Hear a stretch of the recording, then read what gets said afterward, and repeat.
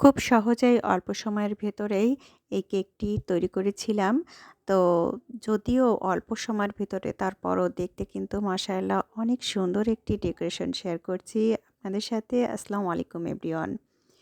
কাছে বা দূরে, দেশে বা দেশের বাইরে যে যেখান থেকে ভিডিওটি দেখছেন, আশা করি সবাই আল্লাহর অশেষ রহমতে অনেক অনেক ভালো আছেন ও সুস্থ আছেন। ডেকোরেশন করছি একটি ভ্যানিলা ফ্লেভারের কেক। তো হঠাৎ করেই যখন খুবই অল্প সময়ের ভেতরে অর্ডার আসে আর তারপরে ডেকোরেশনটা সম্পূর্ণ আমার উপরেই থাকে, তো সেই মুহূর্তে ডেকোরেশন একটা অবশ্যই সুন্দর হতে হবে সেরকম একটা ডিজাইন সেট করে নেব মনের মধ্যে। তখন তারপর আস্তে আস্তে করে ডেকোরেশনটা শুরু করব। তো আমি এখানে কয়েকটি কালারের ফুল দিয়ে ডেকোরেশনটি করেছি। এই ডিজাইনটি বেশ মনে হয় ২-৩ বছর আগেও ঠিক এমনই একটি হঠাৎ এমার্জেন্সি একটা অর্ডারের কাজটা ছিল। সেই সময়ও এই ডেকোরেশনটা চুজ করেছিলাম।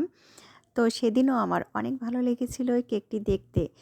আর ক্লায়েন্টও বেশ খুশি হয়েছিল, যে কারণে এই একই ডেকোরেশন আবারও চুজ করে নিলাম যেন ক্লায়েন্ট পছন্দ করে। তো আসলেই ক্লায়েন্টও সত্যি সত্যিই অনেক বেশি পছন্দ করেছিলেন।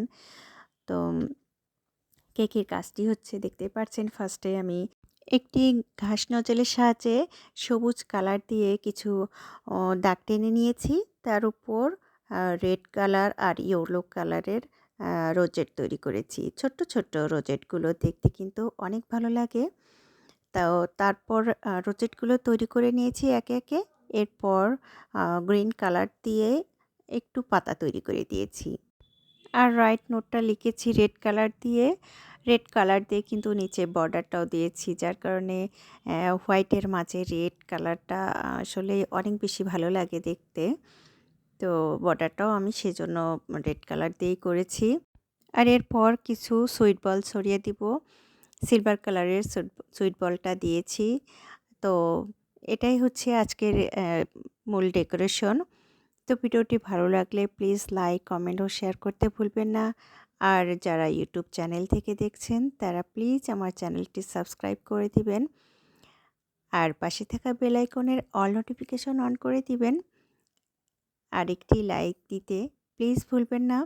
তো আজ এ পর্যন্ত, ভালো থাকবেন সবাই। আল্লাহ আপনাদের সবাইকে অনেক অনেক ভালো রাখুন ও সুস্থ রাখুন।